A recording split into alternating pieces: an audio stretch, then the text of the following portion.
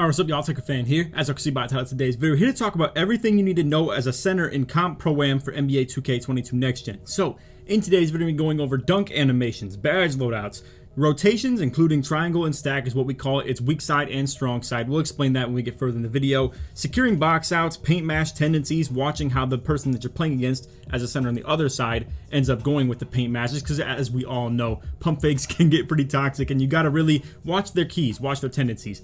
And then other than that, we have screening versus slipping, an offensive aspect as far as something you want to pay attention to. So anyway, we're going to get straight into this. I hope you all enjoy, and if you do, feel free to drop a like, sub if you're new to on the noties, all the good stuff, and like always, try to win to 500 likes. Alright, so we're going to start with some really basic stuff, just the animations. It's going to be as simple as that. Now, there's not a lot to talk about when it comes to being a center. You don't really have a lot to talk about with the dribble animations at all. The dunk animations, we will definitely talk about, but the layups you can't even change unless you have like a super high driving layup itself. Free throw, I do like 55. That is something to keep in mind. And post hook, Embiid is probably the only good one that's in the game, to be honest with you, at least in my opinion. But anyway, for the dunk packages, this is actually very, very selective. All we have is quick drops off one. All you need for this is 65 driving dunk. So most centers can get this. Even if you're 7'3", you can still get 65 driving dunk, unless you didn't upgrade it, in which case you're probably going to want to skip past this part of the video, because also included is going to be the Dwight Howard dunk package as well, in which case you need 65 driving dunk for as well, and 75 standing dunk, plus 50 vertical, and you have to be at least 6'10", obviously. But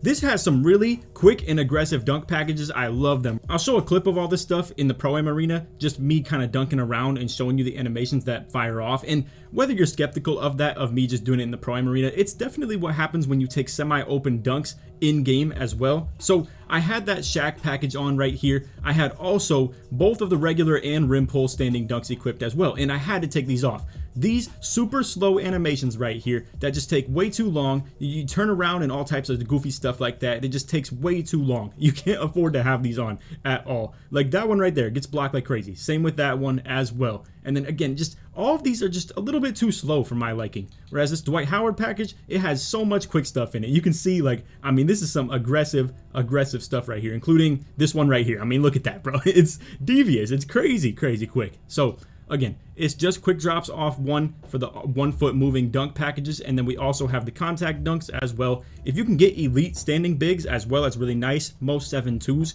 can get this, or if you did the glitch metric 7'2" as well, it definitely works for that. And again, I don't have Shaq on. I just think it's a big waste. You can definitely put on the alleys and stuff like that as well, but no 2 foots, and the only 1 foot that I have is quick drops. Now, if you're someone who plays in the corner, you could put baseline reverses off one if you have enough driving dunk for this. Let's say you're maybe like a 7-footer or something like that. You can definitely put this on. But other than that, I don't think there's really anything worth it for reverses for tall bigs. But again, quick drops, definitely want those. All right, so now we got my Pro-Am badge loadout. Now, I'm going to talk about the ways that this varies sometimes. So you can see I have Hall of Fame Grace Under Pressure, Posterizer, and Rise Up. And then I also have Hall of Fame Mouse in the House. Now, if you want to, I'm not going to lie to you, I don't think it's the biggest deal in the world to constantly dunk every single thing you take in the paint, let alone even if you have Hall of Fame Rise Up. It doesn't happen like that. If you're contested, it's going to be layups generally. So I definitely recommend to have at least Silver Unstrippable on. I think it's a really good thing to go for. If you want to put it on gold, that's what you could put your extra point that you get from lowering Rise Up on. Or you could go ahead and just put Putback Boss on gold as well. It only costs up to 3 if you have the same thing as me. Now, this is me having 99 close shot and 99 standing dunk, so I know some people might not have that. You're going to have to just kind of vary it based off of your own build and stuff like that. But I don't think Post Spin Technician is necessary. Back Down Punisher I also don't think is necessary. The only times I'm using the drop steps in post game is when I have a 6'9" on me or something like that, and they can't hold you. They can't defend you with the back downs regardless of you having the badge or not. They can't deal with your drop steps at all. The key is that they can steal the ball from you. So again, I think Unstrippable is very valid to have. And then Putback Boss, again, solid badge as well in that aspect. I like to keep Lob City Finisher on for silver. It opens up your window for if you're maybe sitting in the paint and your guards are running 2-man game up top, where again, it's just your shooting guard screening for your point guard, trying to get the mismatch if they keep their point guard on your shooting guard. I know it's a lot of analogies and terms and stuff like that, but it's when you try and expose the weaker defender and by trying to call for a screen to get your point guard to get the weakest defender on him. So you as a center just get out of the way and you're just sitting paint. I think running silver lob city finisher is really key for that. I do really like to have it, and everything that I have on Hall of Fame right here, I think you should just keep on 100%. Posterizer still helps you get dunks in traffic as well. And unfortunately, this big doesn't get slither finisher or fearless finisher or anything like that. But if you did have the ability to have that, I think running them on at least bronze or silver is pretty nice. So if you have like a 7-footer or something like that, or a 6'10" for that matter, I think 6'10" is where you unlock slither finisher. So if you wanted to do stuff like that, go for it. Again, I personally run Hall of Fame Rise Up. I don't have anything higher on Unstrippable, but I understand the problem that I'm going into if I don't have that. So just keep that in mind. And again, I'm not so much of a putback kind of a guy. I feel like I don't really utilize this quite as much as other people might, especially with how much we crash off corners if we run double 7-3s or something like that. Because if Tonic crashed off the corner, it's a double team in the paint if I get it. So I kind of have to just sit there and wait sometimes, and it gets a little bit congested and clogged up. But anyway, enough of the rambling. The shooting badges, I have silver slippery off ball on. You actually, if anybody doesn't know this, when you make a rebirth build as a center that doesn't get any shooting badge, you actually get 0 out of 1. So that's why you can see my shooting badge count is 3 out of 2. Now I was stupid. I put an extra shooting badge on my build because that's what I thought in the moment I had to do to be able to get slippery off ball, but I was really super tired at night and I forgot that you get the 1 out of 0. So at that point, I had 2 out of 1 shooting badges on my build, and I was like, yo, this is so useless. I can't put it on anything that's worth having. So I just put 2 extra shooting badges into my build. You personally, like for you, I would definitely recommend just go with a bronze slippery off ball. If you made it as a rebirth build, it's gonna be perfect for you. And if you didn't, then who cares? I mean, at the end of the day, it's not a big deal. Also for shooting, if you are like an outside center or something like that, you could look to someone else for that advice. I did run a 6'10" that had shooting on it with like 15 shooting badges. I think it's pretty standard. I mean, you're gonna want to run things like bronze limitless spot up, catch and shoot the highest level that you can, etc., etc. Hot zone hunter, you guys get the deal. I think shooting badges are pretty self-explanatory, and it kind of translates not even for just center builds. It's just pretty obvious. Anyway, moving along, we have the playmaking badges. This is just me personally. I get it at the cheapest levels for all these things. So like for post playmaker, if it goes 1 level higher, it costs 2 points. Dimer, 2 points. And then for break starter, I mean, I did invest this all the way. I actually, every single point of this cost 2 from gold to Hall of Fame. But I think as a center, you do want to have this at a high level. I will say though, you could maybe sacrifice both of these down if you wanted to be more of a playmaker and just go with literally something like this, and you could actually help your teammates a little bit more. Or let's say you wanted to just contribute in a way of having floor general as well. But my problem is I don't have enough playmaking badges, so I end up with like an odd number, and then I can't put it on anything right here because they all cost 2 points to put on. So then I'd end up with like bronze special livery. So that's why I don't really invest in floor general personally, because I need to invest in like odd numbers or even numbers actually. So you can see, I mean, this is just what I'm looking at right here. I think it's pretty standard. Again, not much really have to talk about for the playmaking.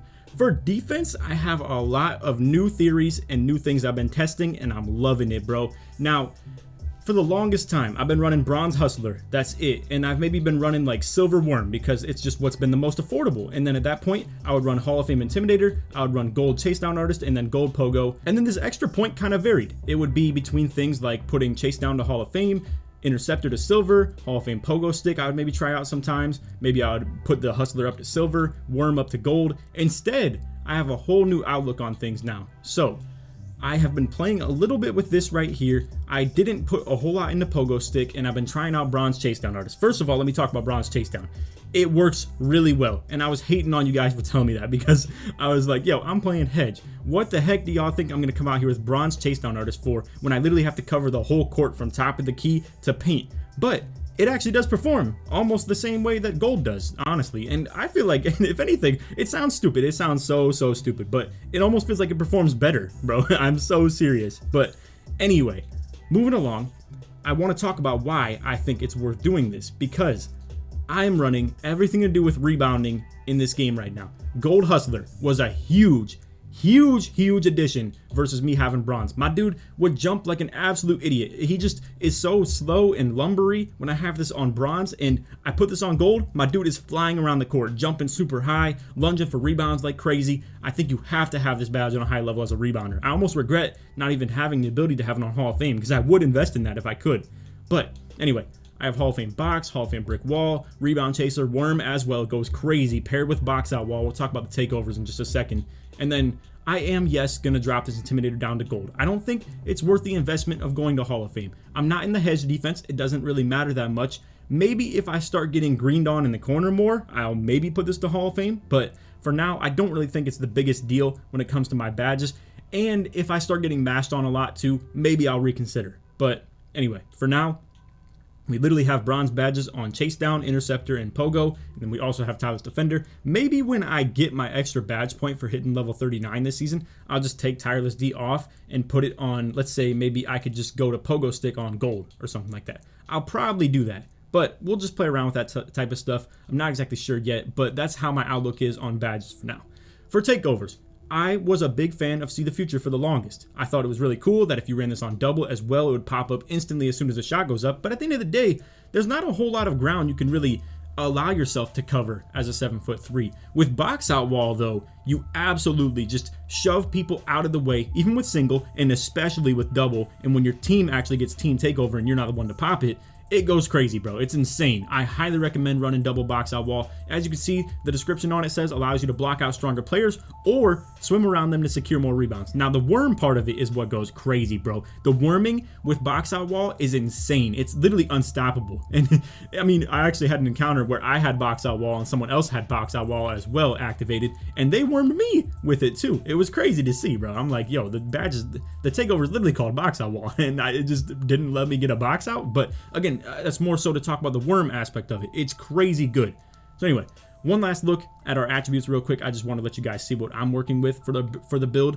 I have a little bit of mid-range upgraded because it was forced up by my close shot. We have free throw all the way up to 84. Pass accuracy is 85 for the gold bullet passer. We have 99 standing dunk for Hall of Fame posterizer. 81 post control is definitely good enough to get you every badge. Dealing with the post, that's really important, but I don't even run them really high. I think 81 is really, really comfortable though. You can totally mash people with this when it comes to 6'9". It's very protected. On the unfortunate side, I do wish I had 74 driving dunk for the silver limitless takeoff. It's not a huge deal though. I don't really think I do enough driving dunks for that to matter. And then I do wish my driving layup could be a little bit higher. It would be nice to have a couple different layup packages, and that's more so to just play around with. I'd like to experiment and see, but anyway, it's not a huge deal. I think default big is still a really good thing for mashing, and it's still a pretty quick layup package, so it's not a big deal. 96 interior defense for Hall of Fame brick wall. We have the maxed out perimeter defense and steal ratings. 60 is enough for silver interceptor, but I feel pretty good with bronze interceptor, honestly. I don't even think it's important. I really don't even feel like a liability at all in the passing lanes. If anything, I feel like I play them really good right now. But anyway, 97 block, 99 O board, 97 D board. We have speed, acceleration, and strength all maxed on this. If I could redo this, I think I would probably just put my acceleration down to minimum. Personally, it would make a lot of sense to do that, because if anybody doesn't know, this is only tied to when you have the ball in your hands. It's not actually anything to do with off-ball movement or just defense or anything like that. It's literally just ball handler offense. That's it. So if I could redo this, I would probably put my acceleration down. I don't know what I would put it into though, to be honest with you. I think I maxed literally every important thing about the build besides shooting, obviously, but and I don't care to have 60 mid. I'm not shooting no mids with 60 mid, bro. I'm just not doing that. But anyway, vertical is maxed, stamina is maxed, nearly. But anyway, you get the deal. Pretty solid build overall. I think the 7'3" looks really good. The 7'2" glitch metric though is definitely the meta pro-am build. Real quick, I want to show you the animations of my dunk packages, and then we'll talk about some of the mental things that you need to work at as a center in pro-am. All right, so here's me in the arena. I'm just go ahead and showcase to you guys the Dwight Howard package and the quick drops off one being equipped. This is literally it, and I think these are really quick and clean animations. You're gonna see the way that you jump off of, like, say when your feet are on the circle right here. The way that you jump and dunk is so quick and aggressive, it's not even funny. I think the Dwight Howard package is far and above better than every other standing dunk package you could ever look at in this game. It's why I've committed to only running it, and honestly, I don't see why you'd have anything else equipped. All right, so real quick, we're gonna talk about triangle. Now, I've done a lot of talk about triangle in my pro-am videos. If you guys have already checked that out, I definitely recommend you to stay tuned though and just see what I have to say about this set right here. But if you're new to the channel, triangle is essentially the rotation that you would run if you have 3 defenders on one side of the court. So this is really ugly. I want to talk to you guys about maybe things that control triangle and why you will struggle to run it if you don't have things set up properly. First thing first, this video is literally centered around everything you need to know as a center in Comp Pro-Am in 2K22 Next Gen. So I'm going to be talking to you, the center, and if this happens to be you, if you're watching the video as a hedge guy or you as the corner guy, we're going to talk about all this stuff. First things first, triangle, you have to have your lockdown walling off the middle. They cannot get beat middle, and then your hedge guy has to be left. This is completely wrong. As far as the rotation being ran, it's horrible. Now, this is the right principle to it, but you can see Tonic is nowhere near the lane to this corner. Now triangle works like this. I am guarding corner. When the big man slips to the paint, I need to go to him, but in unison at the same time, I need my hedge defender to be in the lane ready to go to my corner and switch that off. Now, triangle can be ran a lot of different ways, but the way that we like to run it is for the lockdown to fight through the screens at all times. The hedge guy only shows to this wing right here, and only for as long as the lockdown needs to get back. So let's say the guard ran off the screen to the left right here. Tonic would step to the guard long enough to actually guard him and then bail to my corner. Now, triangle is most ideally ran maybe to the left side of this paint extended. So let's say the guard is maybe further to the left right here. It'd be perfect. Nut can wall him off to the right. He doesn't let him get to the right. Let's say the guard is right here. Nut would literally just be walling off his right and not let him go there. And if the guard runs to the left, Tonic is going to temporarily show. Let's say you're like, well, Laker, what if the big man slips? Well, here's what happens. Tonic shows to the left, knowing that the center slipped. Nut doesn't even have to fight through a screen. He literally just catches back up to the guard. And as he's catching back up to the guard, Tonic bails out to this corner while staying in the lane because he's playing his left. So it all allows me to do this. Now, this is a broken triangle. This right here, if the dude passed out to the corner, because Tonic is nowhere near my corner, it would have been a nice little dot right there, and I would have been left in no man's land. And that's why you as a center maybe have to account for this sometimes. You have to be able to play a little bit of two at one time, or bait a little bit and stay in between everything, because as you can see, they make a bad read, and then boom, we have this situated right here. Tonic has him all locked up. I'm playing for the box out, and we got to stay home on this. This is very important, and you're going to see I actually fail on this one. And again, I'm showing you some bloopers because it's just, you guys can learn from my mistakes as well. And this right here is tough, bro. As an offensive player, you as a center should know this as well, and I'm starting to learn it from myself as well. So this is impossible to box out. It's so hard when people stand directly in that cylinder. And you're gonna see, I'm gonna go ahead and showcase to you again this offensive player right here. He was an absolute beast on the boards right here, but again, he is standing directly in the cylinder. I can't get a box out on him because if I do get a box out, it's too low. It's too far behind the basket. If I play a long board, he has easy position and he gets a box out. So this is really tough to deal with. You have to beat people to the middle of this paint right here and not let them just bully you out of the way. And again, I didn't let that happen. So I end up kind of just getting this dead zone where neither of us box each other out. It's just literally how it happens in the paint right here. And then you end up in a jump fest. Now, for whatever reason, and I feel like this is Hustler because I only had bronze on as well. Look at this garbage jump that I get versus the great jumps that these two get right here. Again, I think you should absolutely value having Hustler at the highest level. As soon as I made that change, my build is now jumping like crazy. And before I made that change, I was just so irritated with how my guy would jump versus everybody else's. So that's how I feel. Anyway, just wanted to kind of talk about triangle and the principles behind that. You're going to see we set up in it again. Now, this is where I want to talk to you guys about this. This requires some really good communication as well, because you're going to see we get out of communication on this, and it leads to me having to jump into this corner. Now, let's say you don't feel comfortable having your 7'3" in the hedge and having your hedge guy, ideally the 6'9", in the corner. What you could do is just reset it. You can just literally run a reset. I go to corner, Tonic goes back up right here. All it really requires us is to do 2 steps. I gotta move to the left a little bit, Tonic has to move up a little bit. It's literally as simple as that. So ideal triangle is, like I said, boom, Nut is exactly where he is, or maybe just a little bit to the right. And Tonic is in this lane while still playing Nut's left help. And if the center slips, then boom, Tonic bails out to the corner. I am down to the center again. And this is where I'm in limbo a little bit. You need to see this as a center and understand that you have to make this decision very quickly, because the hedge guy is probably waiting on you. If you commit further to the corner, then he will go back up. If you commit way up high, then he'll probably just have to fall back into the corner. And you're gonna see we have some very big miscommunication right here. So I end up running back to the corner, but now here's what happened. They controlled it really well. They send the slip because he's like, this center sees that we're freaking the heck out right here, and he wants to just get to the paint and take advantage of the fact that Tonic has to stay down with him. So because he takes advantage of that, and I love how I'm using other centers as the example, not myself for this video, as to being high IQ and all that type of stuff. But I just want to show you guys something that I really wanted to admire about their game and stuff like that as well. So not only did they control that as well as a point guard and as a center and everything, because he sees that we are in an absolute limbo right here, and the point guard is taking advantage of it as well. Not only does he take advantage of that, but he dots the corner because I'm dropping. I have to commit to the jump, and then me as a 7'3" staying out on the corner gives them a free board because Tonic as a 6'9" is down here with the 7'3". So there is your outlook on that. And then boom, because I'm in freak out mode again, as you know, I'm just so irritated with how this freeboard offense works and how we need to run those rotations properly to allow me to get down into the paint in the right amount of time. And that's why I'm putting so much emphasis in this video on rotations. They're so important. It allows you to get rebounds. It allows you to be in the paint at the right time. And if you run them late enough in a defensive possession, they can't take advantage of you as a 7'3" getting brought back into the hedge. Because what will happen sometimes is if I rotate off this corner and I'm here in the paint before the center is, and he gets the ball, they're going to reset and then force me to stay in the hedge if we can't hyper switch back to the corner quick enough. So overall, just a little bit of a tidbit of information for Triangle. And for that matter, I actually want to show you guys how we did run it proper. Now, this isn't perfect. You can see Tonic is not exactly playing the left super perfect, and Nuts is not exactly playing the right super perfect either. It's makeshift. I really wish we were a little bit more uniform on defense, because if we were, we could probably wall off this middle and he wouldn't even be allowed to get back to the middle a little bit more. And again, if Nut is taking his right away, he can't even push it this far. And this is the problem with Triangle. When people push it this far, it's really hard to run because it makes Tonic in no man's land where he has to stay really attached. So if you see the guard run really far to the middle and it's hard for the hedge guy to get over this corner, what you can do is you can just not run the triangle. You can have your hedge guy stay with the big on the slip and your guards on an island. Now check this out. We set this up proper. We actually are verbally saying this as well, and you're going to see as the big man slips, Tonic is still playing the left and Nut is still playing the right, and boom, perfect rotation, just like that. That is how triangle works right there.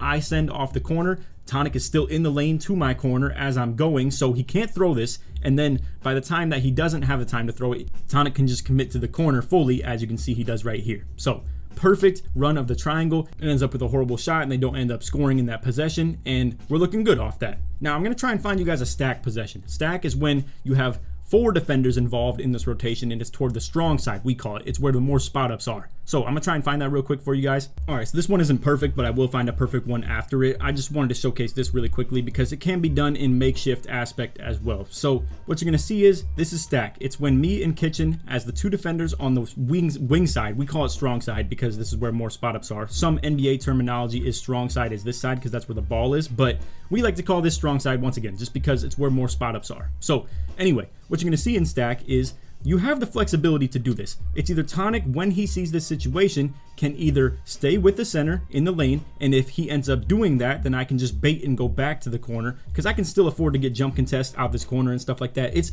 very, very flexible. If you have the movement with you as a 7'3", you can guard a lot of area. You can guard this paint, you can guard the corner just by standing here, and you can bounce back to the right. Now, as a shot goes up, you can see stuff like this. Now, here's the thing. This is perfect stack because what you're going to see Tonic do, and this is what he was planning to do, is he was going to swing to the wing right here just in case the guard didn't shoot. So what stack would be right here is that Tonic, as he lets the center slip down to the paint, is going to rotate to this wing as Kitchen plays 2 over here. So stack, I love it. I think we need to run more of it. That's the thing. It's not really our favorite defense to run because it requires a lot more components and more IQ amongst the whole rest of your team and more communication as well. And this is a harder rotation for Tonic to make, in my opinion.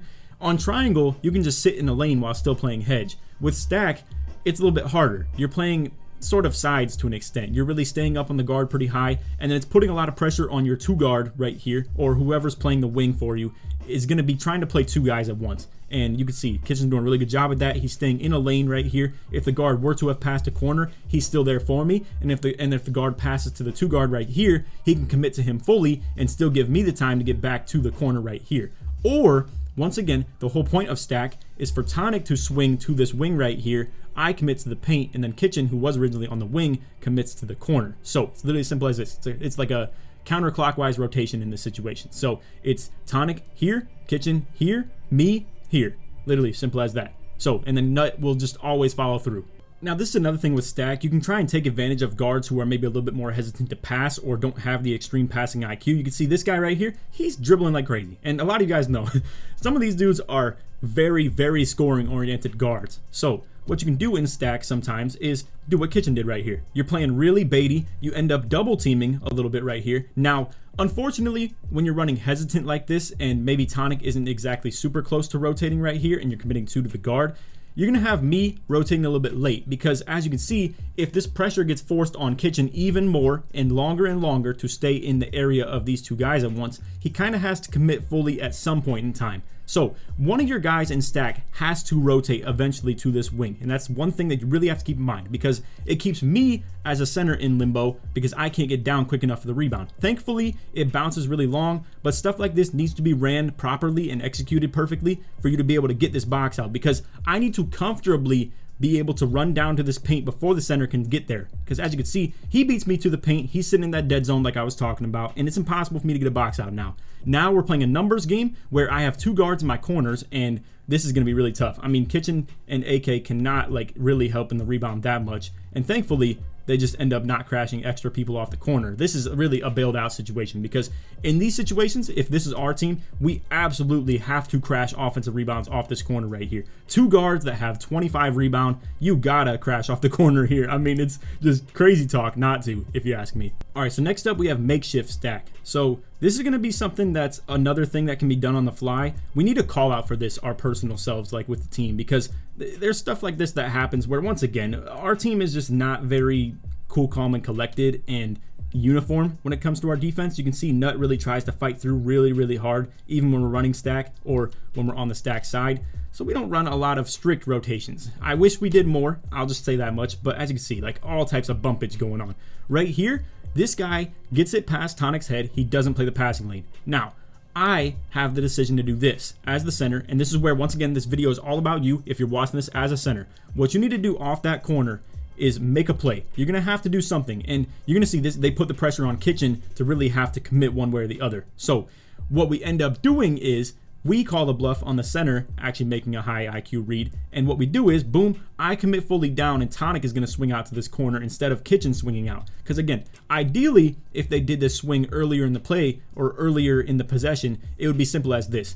We have Nut up, and then Tonic, when he sees this slip, can just bail out to the right. But again, it's so ununiform, it's just so ugly. So if this was more uniform, again, it's going to be Nut staying on the guard, Tonic plays the guards right, and when the big man slips, Tonic bails out to the right wing, Kitchen bails out to my corner, and I bail to the paint.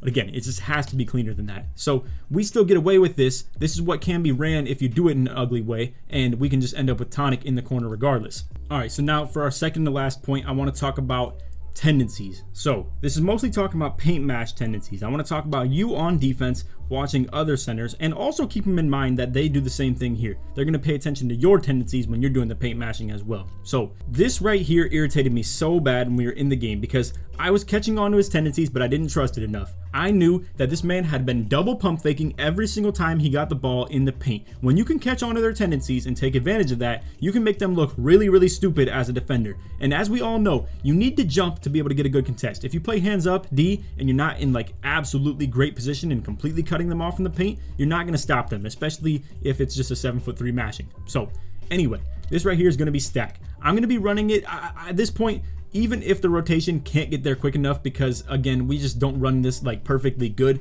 At this point, again, they're putting the pressure on me and Kitchen all the way, because you can see Tonic has to haul over here to the wing. So I, instead of waiting and being hesitant, I just got to go right here, because I got to beat him to the paint. Now, if I'm a little bit sooner, I cut him off in a perfect situation. But right here, this is the problem that I keep on facing. When they get the pass perfectly right here, and I'm too late on the stack or too late on the triangle, they get this situation every single time. And it puts a lot of pressure on me, because now I have to jump eventually. If I play hands up in this exact situation right here, he's making it every single time. You have to jump eventually. So just to go ahead and show you, again, I told you guys he had been double pump faking all game. He got me on it all game, and I could have made this one the one. Pump fake 1 time, pump fake 2 times.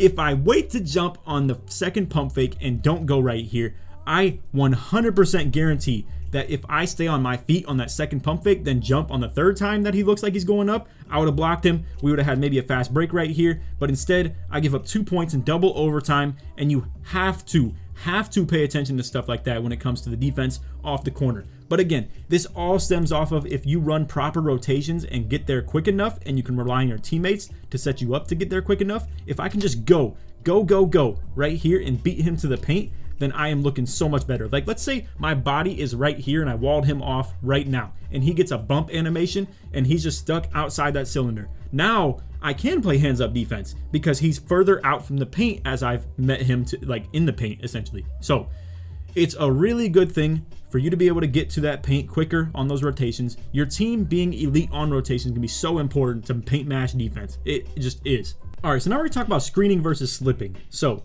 this right here is a really good example. You're gonna just be watching this backside defender to determine what you're gonna do as a screener. So if this guy's further back, like let's say he's walling off my backside, I can't score. It's as simple as that. So all I'm gonna do is hold this screen to force him even more and more to step up. Think of it as a switch. If I'm holding screen, it forces this guy to step up. If I let go of the screen, it puts more pressure on both these two defenders to communicate this. And this all depends on good movement from your guard. Now, if you ever want to just set your guard up on training wheels and you want him to be something that's easy for you to work with, let him know that lateral movement is the key. It's what opens your door to be able to slip. So this pressure that my guard is putting on the backside guy is forcing him to step up. Knowing that my guard is going to pressure him into doing so, I'm going to be able to slip through right here and put the pressure on both these two defenders. So what AK is doing is this long run that he's doing, this super wide dribble move where he's going left to right, is taking this lockdown out of the play temporarily, very, very temporarily, and putting it in a 2-on-1 for like a split second where this hedge guy has to make a decision. And as you can see, once again, this is great control from your guard, because what you want to do, what you identify that they're probably in triangle right here, they want to run that rotation to the center. They're not going to rotate from this side. There's no way a guard is dropping to the paint on me. That's never going to happen. So, like I said, if the guard moves it away from the triangle side, like it was irritating me because they don't have anybody to wall off AK from moving right, as I mentioned.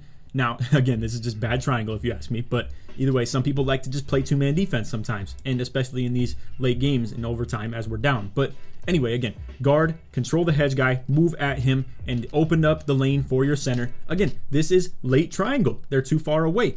There's no one to rotate to his corner. He's super late to the rotation and just can't get there quick enough. So I end up hitting him with a pump fake, and then I just go up. He's out of position. He has to jump eventually. And again, this is all about controlling that triangle. This is more of a point guard tip because, again, AK absolutely destroyed them right there on that triangle, and I don't even think he knows it. I think this is something that he and a lot of guards need to see, because you can control rotations. You can make it harder on them to play that, and this is perfect movement between my guard and me from the pick and roll position. All right, so lastly, I want to talk about two-man game and what this provides to you as a team and you as just your offense. So this right here, I want to just explain. Two-man game, it opens up the court a lot for your guards to work the whole perimeter. They can't get blitzed. It's harder to send rotations against two-man. You can't just completely leave the paint, and if you do, you can just get easy buckets. So it's really as simple as that. We called this Houston back in the day to resemble the Rockets offense, where it was pretty much just James Harden going crazy up here and Clint Capella sitting in the paint. But instead, two-man game involves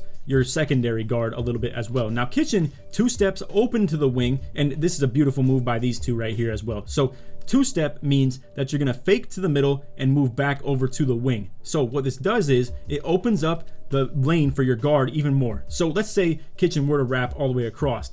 It would completely get AK blitzed right here. You'd run into 2 defenders and it's a tough scene. Instead, he stays very far out to this wing right here, kind of fakes the move in and then back out, and boom, AK is going to get this whole middle of the court in the mid-range wide open. Now, two-man game allows you as a center to absolutely dominate in the rebounding aspect, because now this center right here has to stay attached to the corner a little bit more. He doesn't have the flexibility to just completely fly off right here. He can't just leave. I mean, they can't set up rotations right here. He can't just leave the corner, and I have easy position in the paint. So I beat them to the area. I make the center pay for dropping down as well, and this is something you really need to pay attention to when you're running two-man game and you're just camping out in the paint. If you get those O-boards, target the center 100% of the time if you have to make that decision. If it's versus throwing it to this corner or throwing it to that corner, if they're both standing at home and both of them are wide open, I'm throwing to the side where the corner just came from and where the center just came from, because he is going to have to commit to this. And now this gets me another free rebound because the center's out of the play. Whereas if I throw it to Nuts' corner, if he were staying at home, I'm just being theoretical.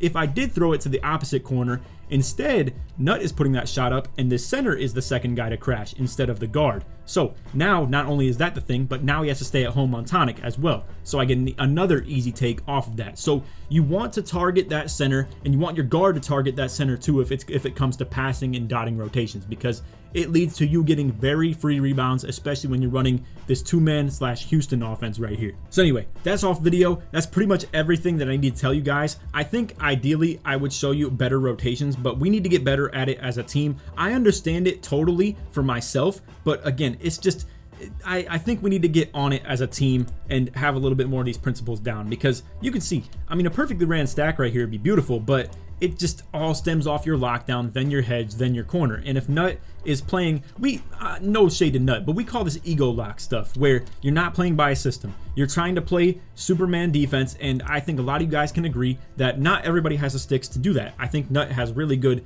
defensive stick, pause, but to be able to still play people like that really well. But as you can see, I mean, if Nut's playing further to the left and Tonic's playing further to the right, not only is he more at home for this long run right here, but then on top of that, Tonic is ready to bail, and it's just as simple as that. And then I can go earlier for this, because this is no man's land. We get really lucky with stuff like this, and we need to get better. It's literally as simple as that. So if you understand the message behind this video and you want to get better, I think all the principles are there. I didn't show how to run it perfectly, but I did show the mistakes and how to correct it as well. Also, very, very, very last thing that I want to talk about. I want to talk about like hybrid screens. So you're going to see I'm holding screen right here, and Kitchen runs long off of this. Now, I'm still holding this screen, but what you're going to see me do is once he gets past this lockdown right here, I'm letting go of it and releasing. So I could have fully held another screen right here. Now, the thing is, he's already getting out of his way a little bit. Now, because I do that though, my guard reads this really well. Shout out to Kitchen, because this is like perfect play from the guard. But anyway, just again, I want to talk about hybrid screening, like halfway screening. So this right here is selling this hedge guy 100%, telling him, yo, this looks like a full screen. You're gonna have to step fully, bro, because I am absolutely destroying this guy right here on a screen. But I fake it, I slip it. Now, unfortunately, he doesn't commit very high. Maybe he predicted that I was going to do that. Maybe he just didn't want to give up 2. Maybe he didn't want our full rotation. Like he didn't want to run stack. But either way, you're going to see Kitchen reads this perfectly, and this guy ends up trying to play the lane. Guard just dunks off it. That's just making a great play. But again, in a perfect world, maybe this guy reacts a little bit harder to my guard and the threat of him, because this could have been another full screen right here. I honestly think that he could have reacted to this and freaked out and stepped up fully. And if he did step up fully, it opens me up on a slip 100%. But again, what do you do about this if you full screen it? I don't really know, because if I do full screen, he has to step up eventually. So long story short, the more full screening you do, the worse of a pick and roller you are. You're going to be getting your guard set up a whole lot for blitzes as well, because they can just commit 2 defenders to you, because you are not an offensive scoring threat if you hold screen sometimes. So the safer thing is to just always slip. I'll just put it like that, or slip pop if you have the ability to shoot. But honestly, there are still times for running full screen. I think it's more of like a rec thing though, where centers like to really play backside. They don't want to step up as much, and it's not a set up defense quite as much as these guys are, where they have their big man in the corner in the hedge.